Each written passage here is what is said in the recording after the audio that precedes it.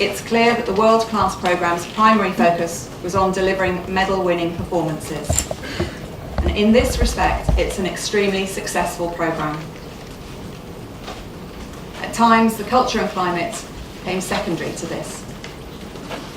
In answering the question, were there fundamental behavioural issues, the answer is clearly yes. But the situation is not simple. There are polarised views of the culture of the world-class programme on the athlete side, and the panel acknowledges this. These views are not clear-cut between successful and less successful athletes. We recognise there was limited input from some parts of the world-class programme in relation to the athletes, and we're explicit about this in the report. If the panel were to paint an overall picture of the culture and climate of the world-class programme, it would be one where the staff in particular often felt unsupported and vulnerable. They were not comfortable to raise concerns or to challenge the leadership because of fear of repercussions for their careers. Line managers were not given the training and support to be able to tackle difficult situations or inappropriate behaviours. Much of the fear and mistrust amongst staff was based on perceptions of privilege and favouritism because of the opaque nature of recruitment and staff management.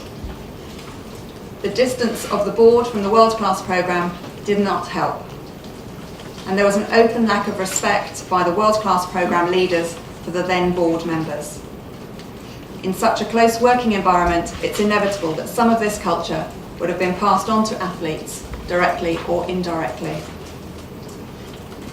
Rebuilding confidence and trust is not an easy task, and the new leadership at British Cycling will need time to work at this, so that they create an environment where staff and athletes feel able to raise their hand when they have a concern. The panel found that much of what we were faced with had already been highlighted in a report commissioned immediately after 2012, and which has also been published today. Many of the early warning signs highlighted by that report were not thoroughly dealt with by the board at that time. The lack of apparent or visible action in addressing some of these areas had dissuaded a number of people from coming forward again, at least initially, to speak to us. Having made some general comments, I just would like to highlight a few specific findings regarding athletes that I'm sure you'll be interested in. Firstly, in terms of selection, we found that there was no discrimination per se. The pursuit of medals has been a primary focus, and to that extent it is gender neutral. Secondly, there was sufficient evidence to show that the use of language towards athletes and staff across all areas of the world-class programme could at times be perceived as discriminatory.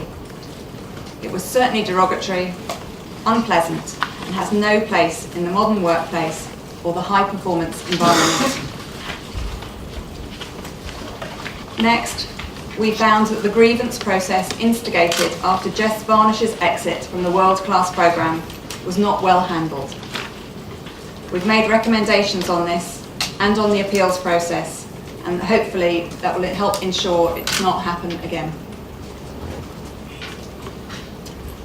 Lastly, the different levels of funding across cycling disciplines and between paracycling and Olympic programmes caused distinct rifts between staff, and some athletes felt that they were treated as second-class citizens. Looking forward, ensuring that all athletes are treated with respect and dignity and have the same duty of care must be a priority for the future. So to conclude my part, the panel are very pleased that UK Sport and British Cycling have accepted the findings and the recommendations of the report. That is a very positive start, but they must now be implemented and followed up. This is even more important given the heightened interest in duty of care in sport.